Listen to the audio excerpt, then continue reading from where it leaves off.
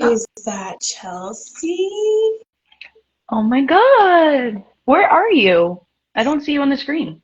We're in the ether. I like it. It's a good place to be. No, we're just sitting in our kitchen, our dining room. Yeah. No, like I don't even see you on my screen. Oh. I don't know what to tell you. Well, that's miserable for me. I don't know. Is it your connection? No, I only see like word sleuth at the top and then it's me at the bottom. That's very strange. We can see you clearly. Yeah. Well, that's not fair. It's not.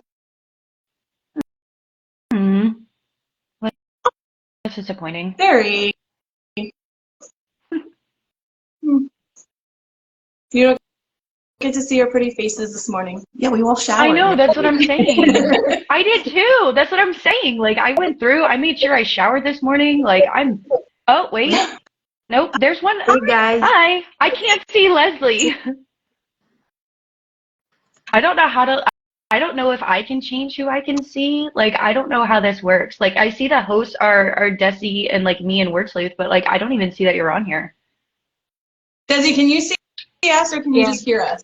I can see you guys, Yeah, everyone. okay, it's just Chelsea. How did I do something wrong? I honestly can't answer that question because I don't know. We're not IT people. Mm-mm. Sorry. I know, and my IT person is sleeping. Oh, Okay, but Chelsea, you're the most important today, so yeah. So it's I all can all see you. All right, that works. all right. Well, I guess since everybody's on, even if they can't see everybody, we'll just start the interview. Does that sound good? It might pop up. Okay. So first off, thanks to everybody who's joining right now and watching this live. We are part of a community of writers that are united in our passion for writing and common challenges called word improvs. What word improv is, it's a writing challenge where writers write a story using a set of new words. You can learn new words and participate in the word improv by following Word Sleuth on Instagram.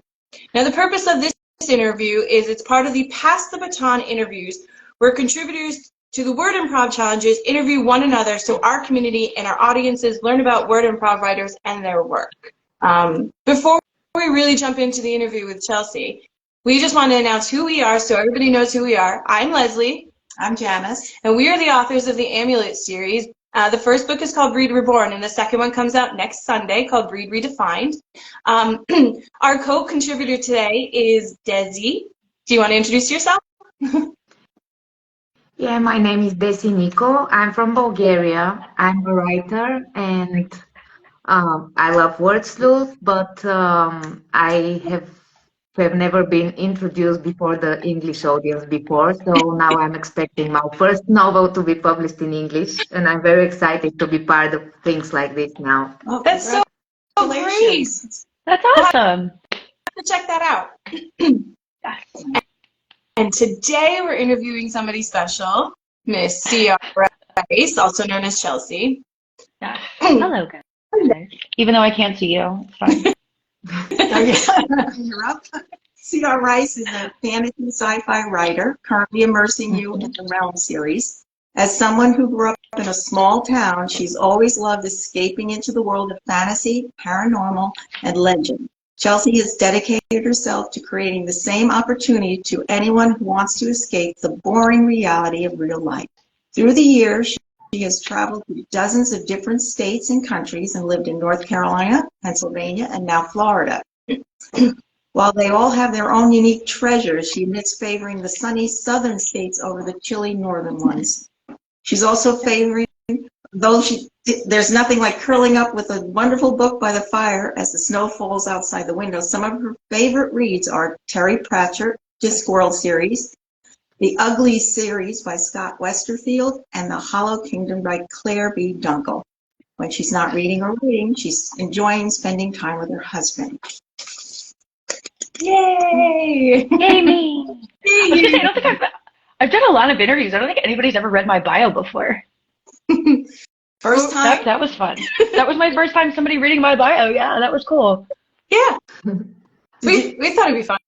Yeah, well, people have to get to know you and what you do, so it's the only way we can do it. I like it. Okay. So usually at this part in the series, the author, who is the interviewee, is the person who reads their word improv. But Chelsea has told me multiple times that she wants me to read it.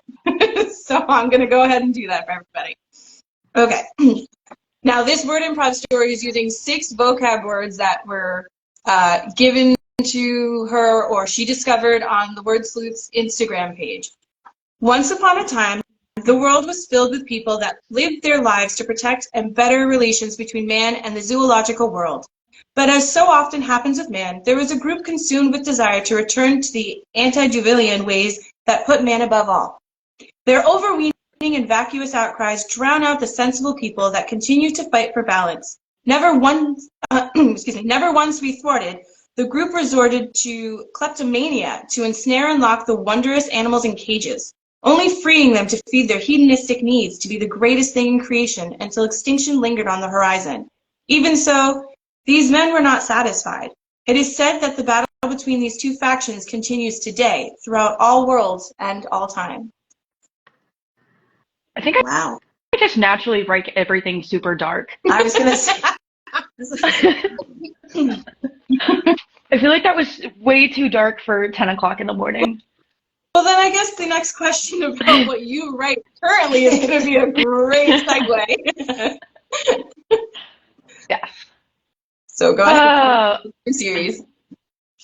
So I write something called the Realm series. It is a dark metaphysical fantasy series, which based on the words, you clearly know there's a lot of war and gore and negativity. It's the ultimate battle between good and evil and what good is versus what actual evil is, and how it's all about the person who is committing such acts. What makes it good and what makes it bad is in the eye of the beholder. So that just sticks to my dark theories. Well, that sounds like a cheery read at 10 a.m. on a Sunday. Yeah, It absolutely is. If you are, yeah, if you're looking to really pep up and get, that positive vibe going, it's not a series for you. That's for like 10 o'clock at night. Yes.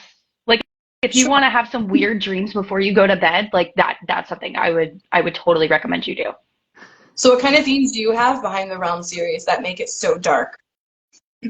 Well, so it all comes down to one man being more greedy than he should be and wanting to be in a position higher than he was originally given. So he created an entire faction of Shadowed, which are these terrible, grotesque creatures, believe it or not, that go through, and he broke the Seven Kings bond, which was put into place by the creator to stop people from going to war and doing those things. And so when he betrayed his friend Marcus is the bad guy. When he went through and he betrayed his friend Lytos, it severed the Seven Kings bond. So it divided the realms up and has just thrown everything into chaos. So the main themes are just, was he really wrong in what he wanted to do? Are the bad people in the realm really that bad? And are the heroes really the heroes? It comes down to what is actually the best way to present yourself into society and how your actions have legit consequences and how they spiral down that way. And just because you think you're doing something right doesn't mean it's actually right. So we have a comment from author David Scott, and he says, "Dark is the best, perfect shirt for this combo." What's your shirt say? It says, "Your dark side is my bright side." Seems fitting for this, the Realm series. Try. Yes, I do try. All right. So how many books are in the Realm series? Right now there are 9. The last one will be coming out at the end of the year, beginning of 2024. There are 4 novels, and then you get 5 origin stories of the side characters that maybe have some little Easter eggs dropped in every once in a while. Ooh, so do you have to read the novellas to understand the characters in the story, or they're just like fun side stories? I think they're fun side stories. They're, they tell you why people are making the decisions they are in the realm. You don't have to read them, and you can read them in any order if you did want to. But they're just something they were requested, and I actually started them because people didn't like Silas, and I like Silas. So I made a story that made it impossible for people to hate him. And then everybody was like, well, you can't just do Silas. Like I want to know where Radnar came from and Sarah and everybody else. So I ended up roping myself into doing more. Gotta love that, don't Yeah. you? All those questions that you have to fill in the blanks. Yes. Because it's all when you're an author, you have your own backstories for your characters. And a lot of times authors don't necessarily share those things because it helps develop your story. So I kind of screwed myself in a way because I took it too far. What was one of the hardest scenes for you to write? There is a scene in Depression that is really rough, and I can't tell exactly what it is because it's a spoiler. But it was very emotional, and it was during a time in my life that I was going through a lot. So it was very therapeutic and traumatizing all at the same time.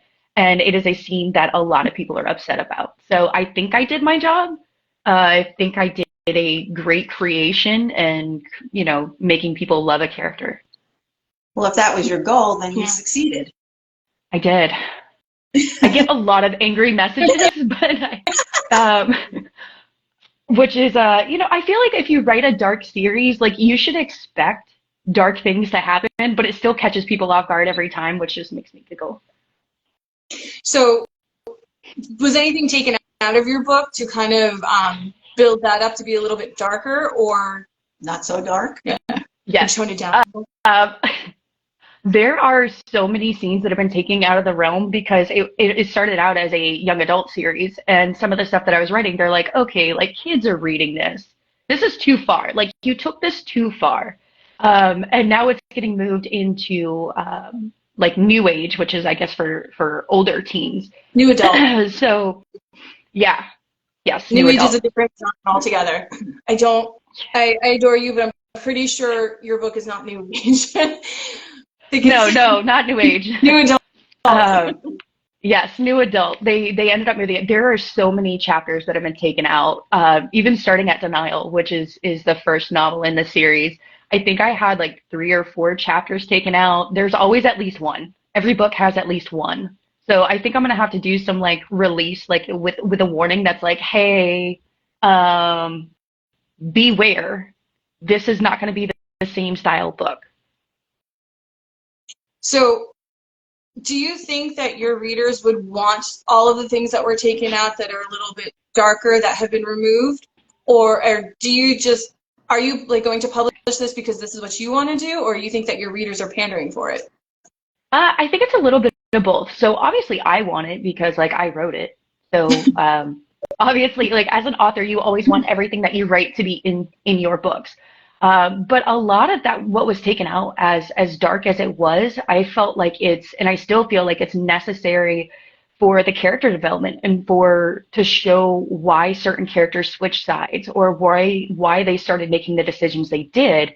Because even though it was altered, it doesn't seem as impactful and as much of a like turning point for some of these characters. It seemed like taking those pieces out just made them seem petty. And maybe they didn't really need to change. They were just doing it for fun, basically. But the scenes I felt really built it up in a way that made sense. It makes it hard. You write something to move the story along, move the characters along. There has to be a reason why someone is doing something, even in your own life. Why are you doing this? Why are you doing that? And to take that out, it's just like, oh, I just woke up one morning and decided, to go there. It doesn't make any sense because they're going to ask the question, why? Yes, exactly. And then that's not answered. And sometimes, or it's just like not answered well enough. Like there was a scene. Avery ended up creating a monster out of a really good friend of hers because of a decision she made, and it's in Denial. And in the book, it's not as impactful. The way that they had me edit the scene, which I understand why they did, because we were trying to make it so these 13-year-old kids would read it, and there's only so much torture a 13-year-old kid should read.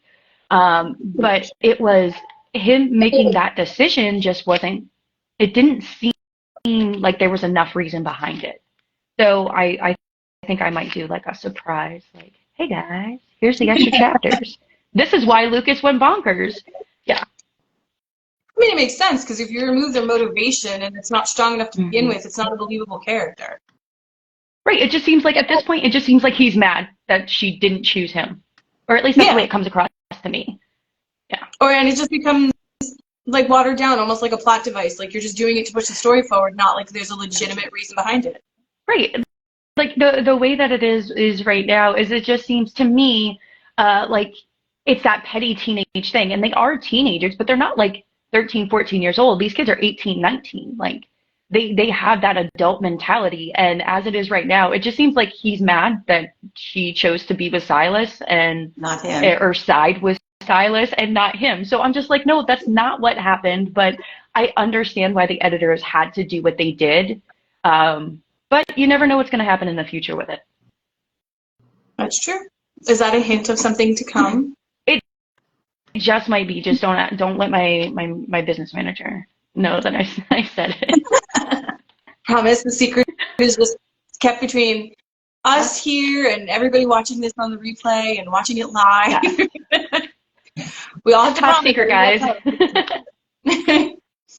Okay. So now that you're talking about the Realm series, are you I just had a question. It just fell out of my head. That's the kind of morning it is. Okay. So you were saying that your editors took these scenes out for your as a motivation for your characters to do certain items. Do you think that's one of the biggest issues with publishing altogether, like the editor side of it, or do you think there's bigger issues at hand? I think it's a little bit of everything with, at least in my experience with editors. It's almost like they think they hold all the power and they don't. Like it's my story or it's your story or it's the author's story. And a lot of the editors that I have worked with, it seems like they're trying to turn it into their story. And I think it's become like a hubris in the publishing world, and publishers don't care. I work with a lot of authors and I have heard horror stories, and it's like the publishing companies don't care about the authors anymore. They're just trying to shove out all of these books. They don't care about the quality. They don't care about anything. And then when there's an issue with it, that's when they care, and that's when they blame the authors and they do all of that. I think in the publishing world, a lot of it comes down to not caring enough about the people creating these and the deadlines and the pressure that you have, and the not caring about what the authors are saying and what they need. And it's making it so they're losing trust, and authors don't need publishers anymore. It's not a bad thing to be self-published anymore. And I think if publishing companies can get back on track with understanding that, yes, your author is your product, that but they're still human, I think it would help a lot more. Should we band together like they did for the writers? And we all protest. I mean, it worked out for them.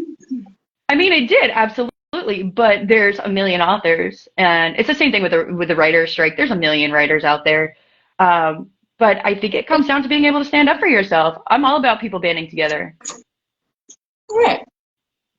So, but I mean, you can just cancel your contract and do it yourself. So, on that note, if you could tell yourself anything before you published your first book, what would it be?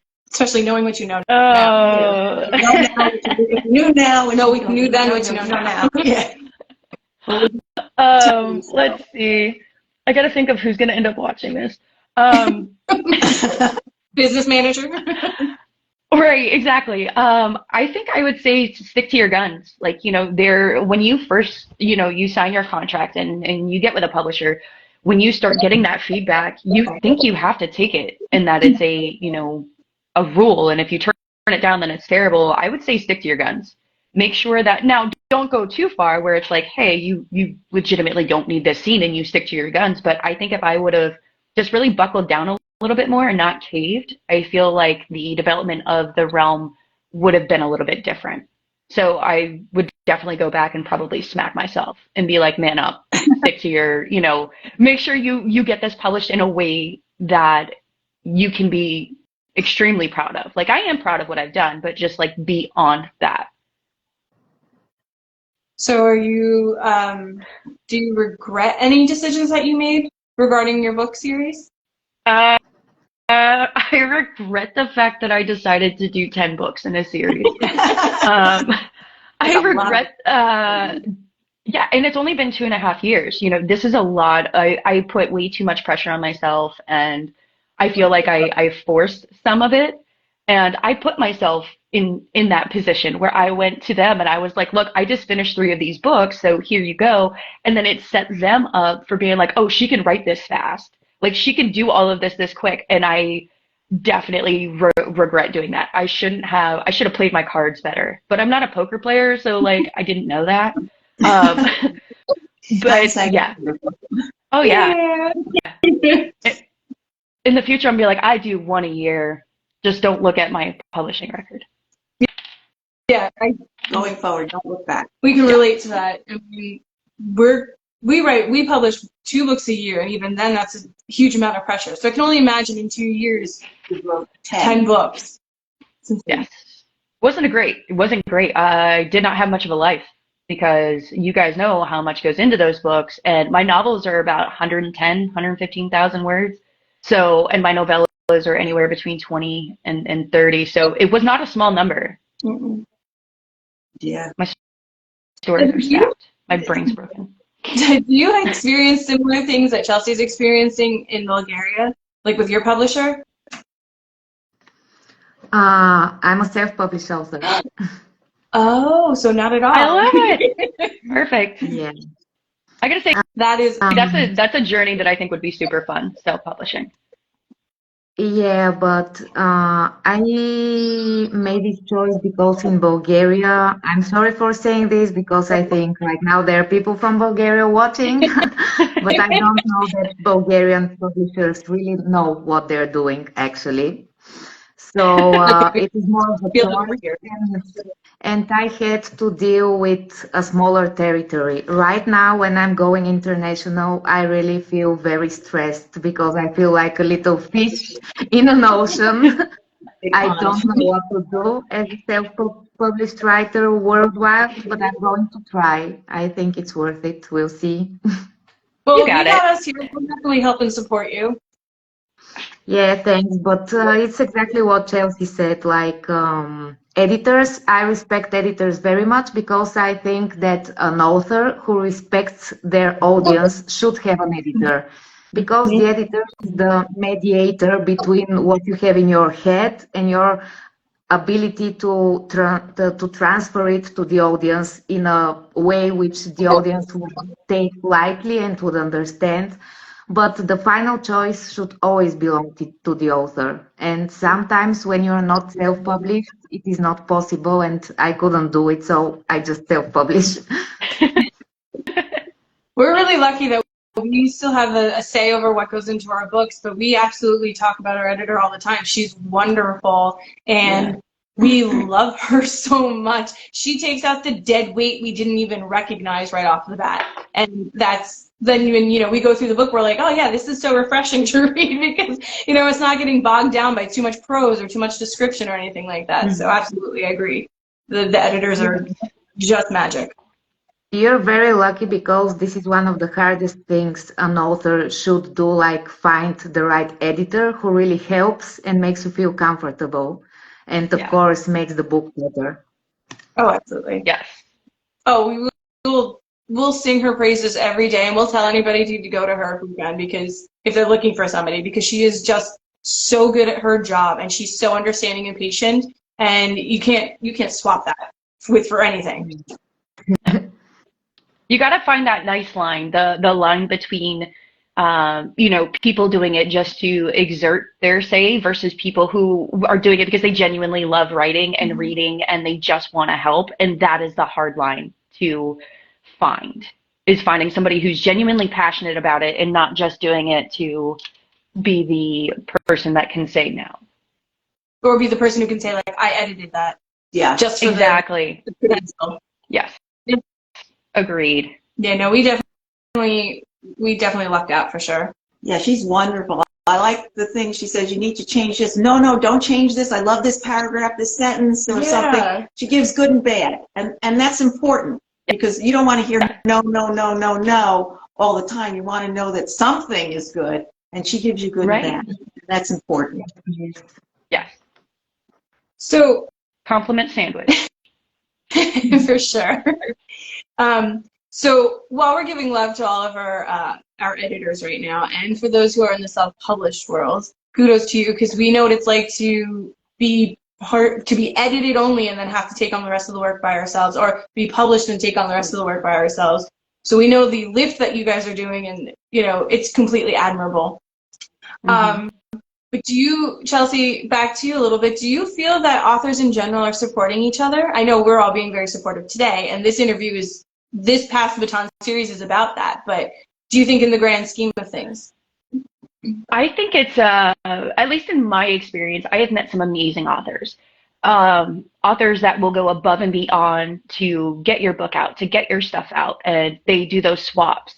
But I think there are, it's just like any industry. There are a lot of authors that don't want to work together and don't want to support each other. They want to just focus on theirs, or they will say that they support you to better themselves. But I think that's just natural in any industry, any world, any business. You're going to hit that, because I have gotten both. I've gotten the amazing, super supportive authors who still reach out and are like, hey, I'm putting your book here. And I'm like, I just put your book here. But I have gotten the ones that are like, oh yeah, you can definitely help me. I'm going to support you. And then they go and they talk crap about your series behind you. But that shouldn't deter anybody. You will find great authors that support you, and you can support each other. But there's always those mean kids. There's always the ones that are going to do that. But I did have one author recently that said that they've never met supportive authors before. And I was like, oh, you definitely came to the right place. Like, I have a bunch of them. Like, I'll share. I'll introduce you. We can all be friends. So I think like one bad apple kind of colors it for certain people. But if you stick to it, you can find an amazing community like this that goes and are willing to just chat and interview different authors and give you some secrets and tips and tricks and things like that. So we're going to reveal a secret to everybody. So Chelsea and us, we've known each other for a little bit now. Yeah. We'll agree to everything she says because we met her through her other adventure, the pop-up bookshop. And we'll let her describe what that is, but I will say that is one of the most supportive communities of authors we have ever encountered, and we can't speak highly enough of it. So go away, Chelsea. So the pop-up bookshop is something that I created with another author. Her name is Danielle M. Orsino. She writes an amazing Birth of the Fae fantasy series. But we decided that we wanted that. We wanted that support of other authors, and we wanted to help indie authors get out there more and meet new audiences that they wouldn't typically get. So we created the Pop-Up Bookshop, which is a traveling bookshop. We go to a bunch of different conventions of all styles and themes. We're actually going to be at Nightmare Weekend in Richmond, Virginia next week. And authors don't even have to be there. It's hard. Being an author is hard, and it's expensive. So we have a lot of authors that send their books to us, and they trust us enough to sell their books. 100% of all of the profits sold go directly back to the author. So if we sell your book for $20, you get the $20. We don't take a cut of any of that. And so I think we've had some great reviews. Leslie, Janice, you guys know, we sell out. We get authors out there. We give them all kinds of exposure. We create videos and do all kinds of different stuff for them. And it's created the most amazing community. We still text all the time. Everybody calls. I have a huge group that goes to just about all of my events because we get along so well. I think that's all of it. Can I add to that? Absolutely. I'm probably missing something. Well, besides it being supportive for authors, it's also a really great networking event because other authors aren't just sitting and writing books. They're doing other creative things like having their own podcasts and having their own, radio shows and things of that nature. And from there, we've developed friendships and business relationships. I mean, we found our literary agent through Pop-Up Bookshop. We found other friends through Pop-Up Bookshop that we literally would not have met without meeting them through this shop. So we're huge fans of Danny and Chelsea and the Wonder Twins for their Pop-Up Bookshop. We are I'm just going to fangirl a little bit, but we are eternally grateful for that opportunity to come across our email, because we probably would be struggling a little bit more if we didn't get this extremely supportive community behind us. And I mean, we all contact, like I think we still have a thread that we all text through and stuff. And we travel with GalaxyCon a lot. And so everybody is so excited to come back for Columbus. Like, we were all together in July and people were immediately sad. And like, we've created amazing relationships with people. I mean, I've met more people and gotten my book further than I ever could have imagined if, we didn't start this, because it's hard to sell your book. It's hard to find those audiences. It's hard to get new readers. But when you're in front of, 50,000, 60,000 people, it's a lot easier to do. And this is the first one we actually have some international authors sending their books in, which I'm kind of super excited about. I'm like, oh, I went international. But do that when your English book comes out. Yes, absolutely. I think it's definitely been one of those like blessing in disguise types things where I'm like, will this even work? Is this actually going to do what I want it to? And I think we started telling everybody you have to bring like 200 or 300 business cards because we run out of them all the time. And sales do skyrocket after, which I think is amazing. I wish I could sell ebooks like at the table. That's my goal for 2024. But yeah, Bookshop's been amazing. And that's how I met you guys. Oh, that's true. Yeah. I think you're doing Read you. it all sounds amazing, and it's really great that you don't only think about your own writing, but try to help others too, because I think that at some point a person needs to do something for the community, not only for their own art. Yeah, and I mean, a lot of authors are introverted. So one of the great things that we do is, you don't have to be there to sell your books. It's very nerve-wracking being in front of a bunch of people and trying to sell your book. And at the bookshop, you don't just sell yours. You sell everybody. So it takes the pressure off of you trying to be like, okay, what was my elevator pitch? What do I have to do? And we also help authors refine their elevator pitch. So it makes it so much smoother as they go through it. It gives them confidence. But yes. So we have several authors that send their books because they're like, this would be so much fun, but I can't do this. This is too stressful for me. And I'm like, I get it. Like, I am so stressed out to go to these things. Like, I am not a very extroverted person. And I just know that in 3 days when I fly out, I'm going to be so stressed.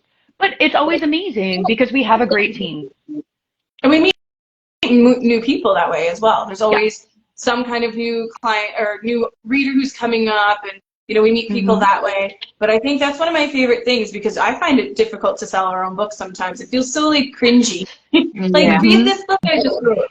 But it's this mentality of everybody's fed, and instead of, when everybody's selling everybody's book, opposed to you just selling your own book and only feeding yourself, and other people may starve. It's that mentality. So I actually love going to the bookshop and selling other people's books. Like, it's just, to me, it just seems like it's the greatest thing ever. I don't have to sell my book. Yeah, I find it easier selling someone else's book than my book.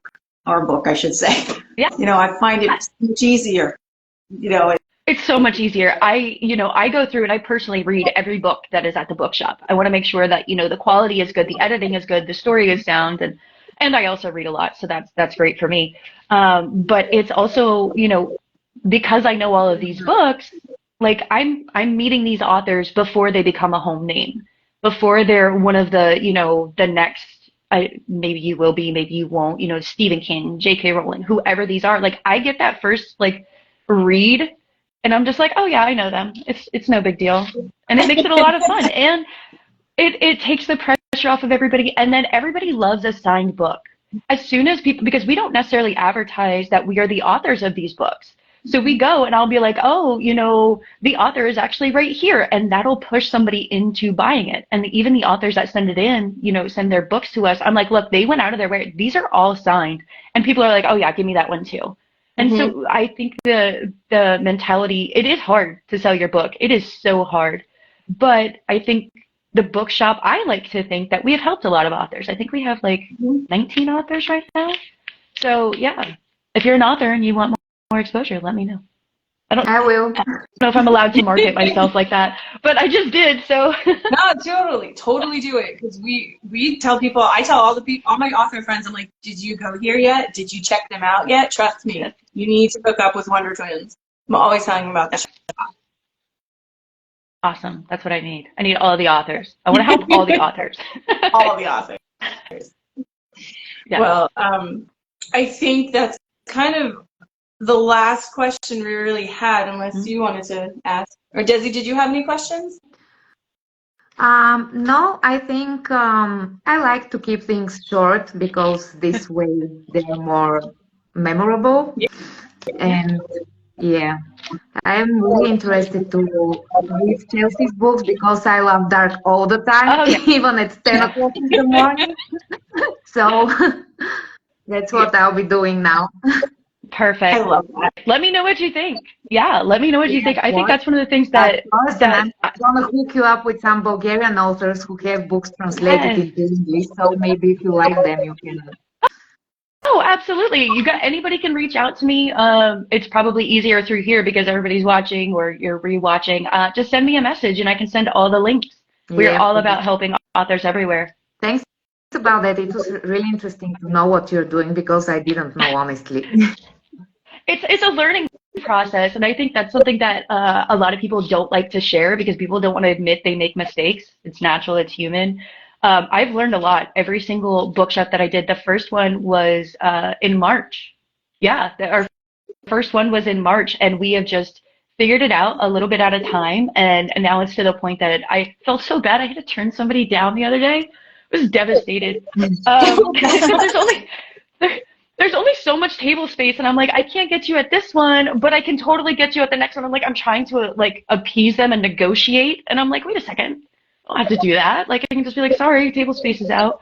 But I've made plenty of mistakes as an author. I've made it as, with the bookshop and our setup and everything like that. And I think if authors can admit to themselves and to other authors that they make mistakes too, I think this community could be, so much stronger than it is right now because nobody wants to admit they've messed up or, they want to be that next great author, which is great. But if you can't admit that you made mistakes along the way, how is anybody else supposed to learn? Yeah, of course. So is that your piece of author advice as we close out the interview? I think my main advice would be to believe in yourself. Like that's all that it takes is just, even if it's just for a second or even if it's just for one day, just believe that you can finish your book or that you can publish your book and be proud of yourself. It's not easy. Anybody can write a book, that is true, but not everybody can finish a book. And so I would say, have a little faith in yourself. Be proud of yourself. I don't know if that's necessarily advice. I'm sorry, I didn't hear that. Sorry, Chelsea, I talked over you. I apologize. I can't even talk today, goodness. I said, do you have any closing out advice? No, thank you for this lovely interview. It was lovely, like a very bright interview with a dark author. So everybody, if you can, just at one point, just tell everybody where we can follow you. All your socials, your websites. Okay, so mine's super easy. Literally on everything, any platform, it's at author CR Rice. Website is authorcrice.com. If you are interested in the bookshop, it's Wonder Twins Event, no S because somebody nabbed it before us. And our interest forms and everything are on there. Feel free to reach out. And Desi, where can people follow you? On Instagram, even though I don't do a lot of things there, but they can contact me there. I'm Desi Nico author, and they can find me on the Sleuth community. Yeah. And right now, I'm looking for advanced readers of my first novel, which is going to be published in January. So if someone wants to read something like this, which is literary fiction, it's a coming-of-age story, but not young adult, more like a new adult. like 20 to 30, a girl who is making mistakes, admitting to them, and trying to find her place in life and in everything. It's a lot about addictions. So if anyone wants to read an advanced reader copy, of course, it's free, and no one is obliged to do anything after that. But I can really use some reviews, honest ones. So if you want it, guys, you can reach out. That's great. That sounds terrific. Yeah, thank you. Yeah. All right.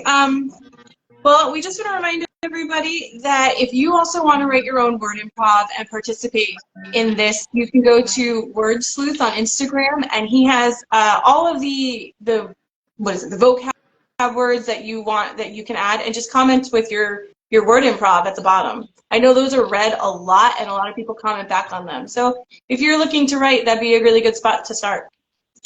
I just wanted to say thank you so much to Chelsea and to Desi. Chelsea, thank you so much for joining as the interviewee. Next time, she will be the interviewer, and you want to follow Word Sleuth to make sure you get that information on when the next interview is. Desi, sounds like you got some really great stuff coming out, and we can't wait to read it. So we'll definitely be reaching out for all of your stuff. Okay. All right. Well, we'll give everybody their Sunday back, and we want to say thank you once again for everybody who watched and joined us. Thank you. Bye. Good day. Bye. Bye.